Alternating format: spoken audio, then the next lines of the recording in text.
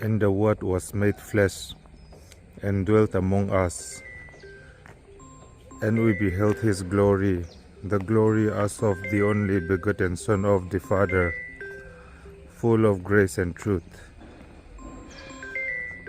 May God bless you. Amen. Tin thu chu ti sa a alo changa kan zinga a umta a pa famal nei ro pui angin a ro pui zia kan mu khongai le thu takin akhat iswa chu kan zinga a umta a khongai le thu takin akhat lalpan malsawm che rawh se. Amen.